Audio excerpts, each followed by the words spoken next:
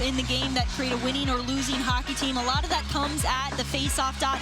Liberty has some excellent men at the dot this year. Truett Olsen and Tucker Shields. I mean, their numbers are just outrageous with the opportunities that they create off of their excellence at the face-off dot. It can be huge. Yeah, I mean, especially at this level where a lot of plays are being run off of face-offs. I mean, having possession is huge, but being able to get into your offensive zone structure, especially, or defensively, hey, we need someone to win a draw, and we need to get this puck out of our end quick. I mean, as you see the numbers here, it's just been unreal all year long.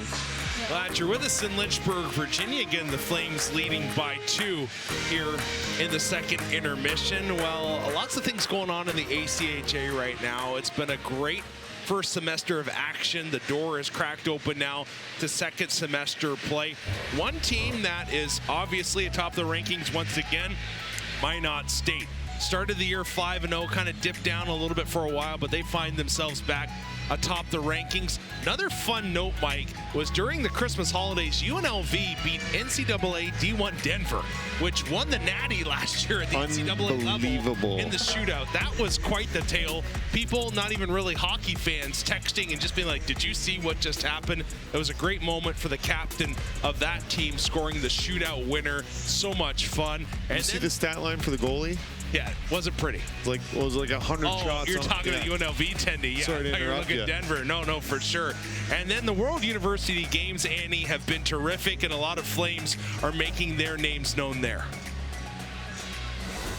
So far in Torino, Italy for the boys in red, white, and blue. They're undefeated at this point, and Liberty players are just contributing left and right. I mean, in today's 5-1 win over Ukraine, Mike DeBrito netted 2 goals. Jacob Kalendijk potted another one. You look at the updated stats at this point. DeBrito's currently the co-leader for the team in goals with 4. Kalendijk's got 3 goals of his own.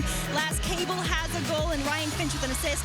Conrad Kausch, he's been stellar between the pipes. He's earned 3 wins for them, so every Flame has been contributing in the effort of bringing home the gold.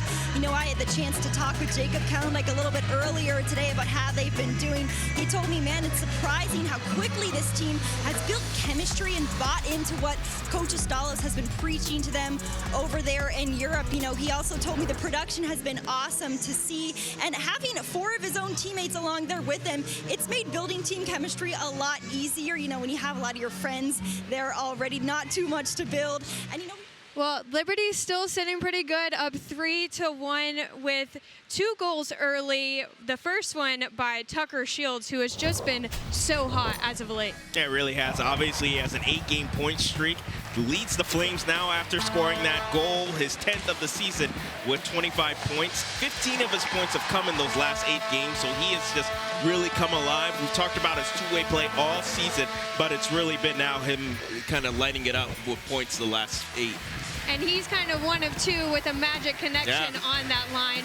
Tell me a little bit about DeMars and how good he's been for this squad. Well, the offensive spark have really come alive for him. He has 24 points. 18 of them have come in the last 9 games. It all started in that St. Louis showcase at Maryville against the #1 team at the time, Minot State. He was able to have a big weekend then, and it's really, he hasn't looked back.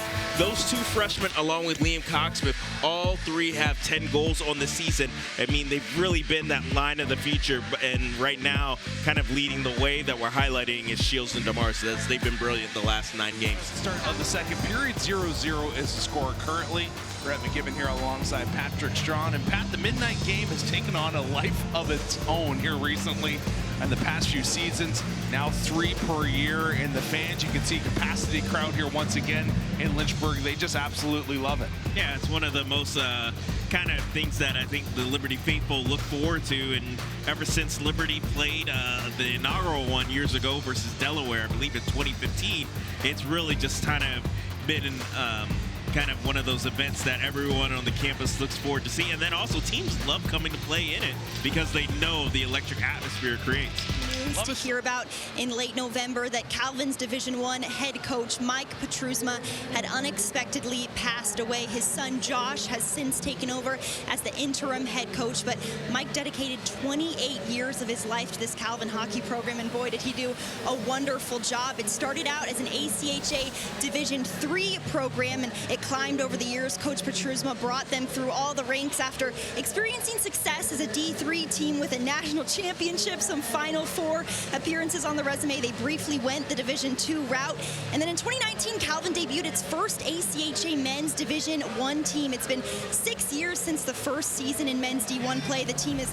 It's 2-1 Flames after a first period that saw 3 goals put on the board here in Lynchburg.